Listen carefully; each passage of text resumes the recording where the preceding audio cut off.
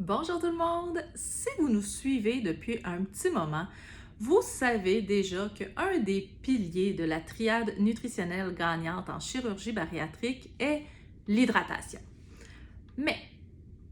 au-delà de savoir qu'il ne faut pas boire en mangeant, qu'il faut attendre avant, attendre après, s'hydrater tout de même de façon suffisante, de parfois utiliser des liquides qui contiennent des protéines pour combler notre apport en protéines,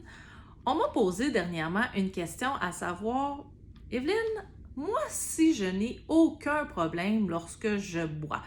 donc en bon québécois, lorsque je cale suite à ma chirurgie bariatrique, est-ce qu'il y a quand même une quantité limite que je peux consommer à la fois sans risquer justement de développer des complications?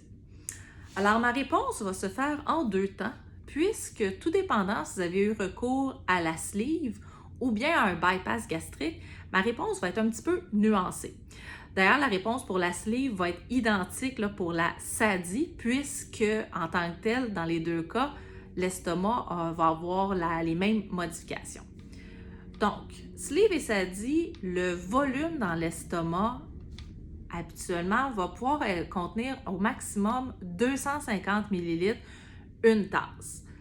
Puisque le sphincter, donc la porte de sortie, est encore présente à la fin de l'estomac et est encore utilisée dans le transit intestinal, ça veut donc dire qu'il n'est vraiment pas recommandé de boire plus qu'une tasse à la fois, donc dans le même élan d'hydratation si on veut. Mais une tasse complète, ça pourrait quand même créer certains inconforts parce que ça demande donc plusieurs déglutitions, ça demande le fait d'avaler à plusieurs reprises. Donc, techniquement, la réponse à c'est quoi la quantité maximum, ça serait 250 ml, une tasse à la fois. En pratique, c'est sûr qu'il faut toujours y aller selon tolérance, donc selon votre propre capacité. Avec ce que j'ai entendu, j'aurais plus tendance à vous dire, essayons d'y aller peut-être plus avec une demi-tasse maximum à la fois, ce qui est déjà beaucoup pour certaines personnes, en l'espace de 15 minutes. Donc, de peut-être essayer d'espacer là, 2 fois 125 ml à la fois si vous sentez que vous avez du retard dans votre hydratation en cours de journée, vous n'y avez pas pensé ou vous n'aviez pas la possibilité de vous hydrater. Maintenant, pour ce qui est de ceux qui ont eu recours à un bypass,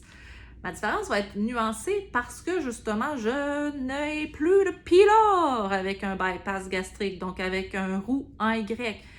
En fait, le pylore est encore présent dans le corps, mais n'est plus utilisé par le transit des aliments et des liquides.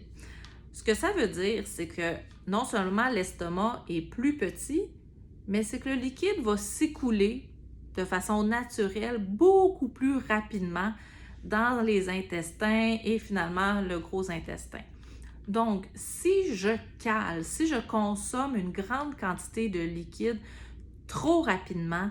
avec le bypass, je peux me retrouver avec des effets très similaires à un dumping syndrome, donc un syndrome de chasse, si j'ai consommé un repas ou une collation dans la dernière demi-heure, heure et même voire heure et demie parce que la nourriture à ce moment-là est encore dans le transit de l'intestin.